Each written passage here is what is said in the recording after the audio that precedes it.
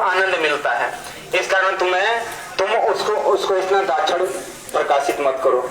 प्राणनाथ विषभानु नंदिनी मुखाब्द रसरूढ़ सटपदा राधिका पद तले की स्थिति तमामी केंद्र शेखर। उसमें बोल रहे हैं कि हमेशा जो प्राणनाथ विषभानु नंदिनी हमारी का वस्त्र निर्देश किया गया है, बताया गया है, जिसमें राधा जी नील बसना है। नील बसना का अर्थ ये नहीं है कि सारा दिन सब समय नील पहनेगी, ऐसा नहीं है। एक उनका पर्टिकुलर वस्त्र है, लेकिन जो चेंज भी होता है। दो तरह का विसार है, जो तमोविसार और जो ज्योत्सनाविसार, उसके अनुसार वस्त्र चेंज होता है। दास गोस्वामी ने ग्रंथ लिखा है, उसमें आप देख सकते हैं उसमें किस तरह से विसार है, कैसे ड्रेस पहनाते हैं, उसको चेंज किया गया है। फिर भी जो कह रहे हैं कि जो एक जो है राधा जी का नील बसना प्रधान है वस्त्र, इनका कौन सा है, मयूरपंख वाला वस्त्र, ये ललिता देवी का प्रधान है। इसी प्रकार जो है ये अष्ट सखियां में ललिता जी सबसे प्रधाना सखी हैं। ये देखो अष्ट सखी हैं, अष्ट मंजरियां हैं, और जो क्या है अष्टकालीन लीला भी है, और जो उधर भी है। सब 8 का कम्युनिकेशन कैसा है, और उस तरफ भी चंद्रावली की तरफ सब 8-8 करके है, 8-8 करके है। तो अष्ट सखी में जो ललिता जी हैं, जो क्या है, ये जो ललिता जी का हमारा गण है, उसी गण में कौन है, रूप मंजरी टप है। सबसे जो रूप मंजरी कौन है, ये जो राधा जी का ही एक रूप सामने निकल के आ गया। मैं बोल रहा था कि आवेश, जो विलास का आवेश होने के कारण इनको जो किसी भी अवस्था में प्रवेश है, किसी भी अवस्था में इनका प्रवेश है, जबकि सखियों का प्रवेश नहीं है। इस कारण ही उनका एक प्रवेश है। तो अभी एक मैं छोटा सा बोल देता हूँ। नित्य कांताली संगे जेखाने बिहरा कृपा कौरी से स्थाने अमादासी करो के पास बोलो ललिता सखी की, ऊंचा गांव की। एखाने ऊंचा गांव ललिता सखी स्थान। अब हमरा एखाने तक नीचे जावे, ओखाने आते दे कुंड की 2 मिनट से कथा सुन लो। दे कुंड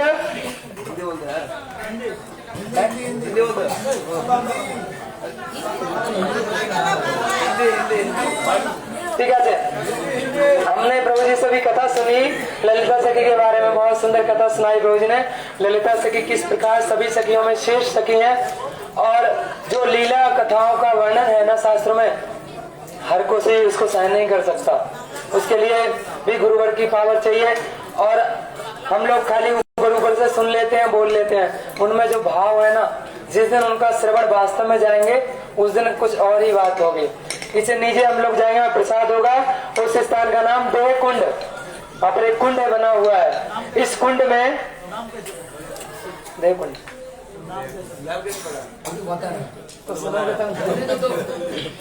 यहाँ पर राधा कृष्ण और सखियां, और यहाँ तक कि कभी कभी कृष्ण के सखा भी इस स्थान पर इस कुंड में स्नान करने के लिए आते थे। एक बार राधा कृष्ण और सखियों ने स्नान किया, उसके बाद कपड़े धारण कर रहे थे राधा कृष्ण, और उनकी सखियां उनको सजा रहे थे।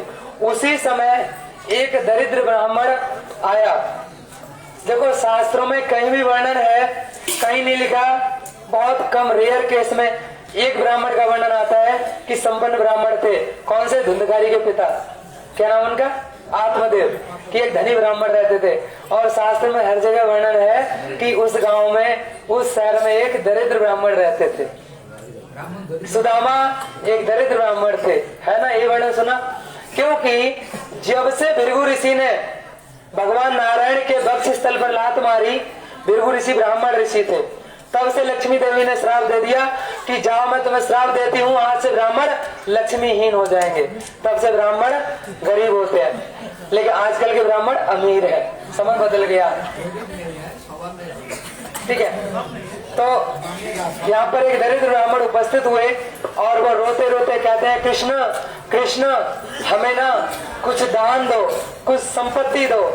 हमारे घर में हमारी एक बेटी विवाह के लिए है, हम उसका विवाह करना चाहते हैं। तो कृष्ण ने कहा, देखो ब्राह्मण देव, तो कृष्ण ने पहले विचार किया कि हमारे पास हमारी सबसे बड़ी संपत्ति क्या है। राधा रानी हमारी राज राजेश्वरी श्रीमती राधा ठाकुरानी, बोलो राधा रानी की। सबसे बड़ी संपत्ति हमारी राधा रानी है, तो इन्हीं को देने से सही रहेगा। ब्राह्मण खुश हो जाएगा। ब्राह्मण से बोले, देखो ब्राह्मण, हमारे पास हमारी सबसे बड़ी जो संपत्ति है ना, वो हमारी राधा रानी है, इनको आप ले लो।